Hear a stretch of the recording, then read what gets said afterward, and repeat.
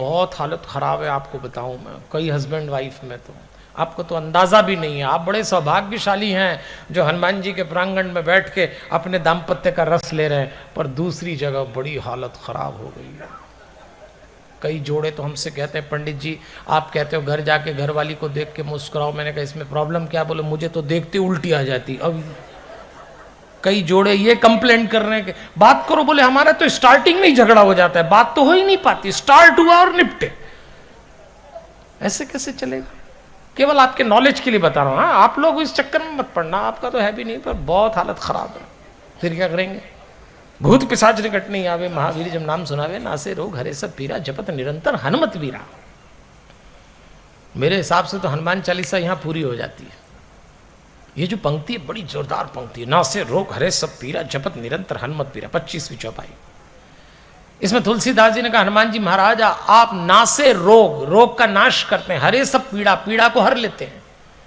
तो किसी ने तुलसीदास जी से पूछा कि रोग अलग होता है, पीड़ा अलग होती है क्या? आपने अलग अलग लिखा। बोले हाँ, रोग का संबंध शरीर से, पीड़ा का संबंध मन से। कभी कभी रोग चला जाता है, पीड़ा रह जाती है। और जिसके जीवन में रोग और पीड़ा का मिश्रण हो जाता है, उसके जीवन में एक नई बीमारी आ जाती है।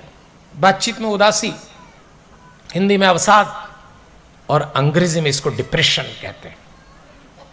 आजकल तो बड़ी फैशनेबल बीमारी है डिप्रेशन की। गांव गांव से शहर शहर में फैल गई, दफ्तर दफ्तर से घर घर में उतर गई।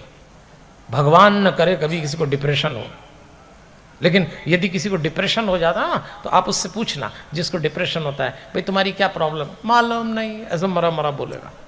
नहीं कोई दिक्कत, और समझ नहीं आ रहा, नहीं क्या चाहते, बस जिंदगी ठीक नहीं लग रही। तो मर जाओ, ठीक नहीं लग रही, मरेंगे भी नहीं, सामने वाले के प्राण ले लेंगे जो घर में होगा, खुद नहीं मरेंगे। डिप्रेशन आ गया।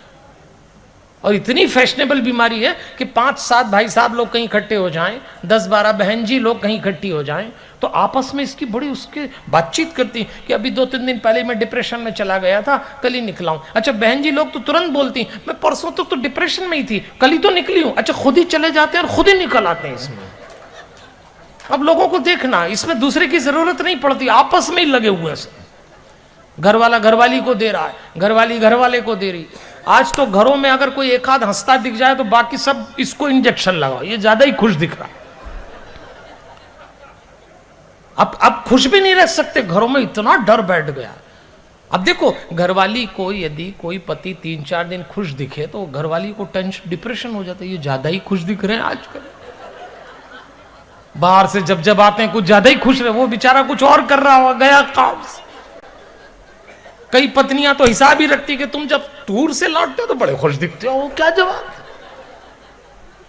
और वो कहते कि नहीं मैं घर आता हूं तो मुझे अच्छा ही लगता है, तो वो कहेगी फिर जाते ही क्यों? अब लोग दो जवाब, इसका कोई उत्तर नहीं है।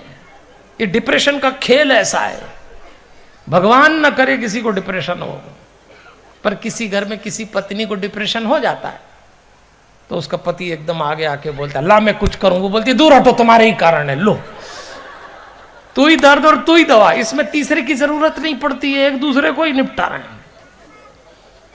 क्यों हो जाता है डिप्रेशन बताइए, ऐसे क्यों है? आज चलिए उसका निपटारा करके उठेंगे। मैं आपको दृश्य दिखाने नहीं आया, मैं समाधान देने का प्रयास करूंगा। हनुमान के भक्त को उदास नहीं रहना चाहिए। और मुझे आश्चर्य तो तब होता है और उससे भी ज्यादा दुख होता है कि हनुमान चालीसा पढ़ने वाला डिप्रेशन में कैसे जा सकता है? संभव नहीं है। जिसने 43 अभिमंत्रित मंत्र पढ़े हों वो उदास कैसे हो सकता है?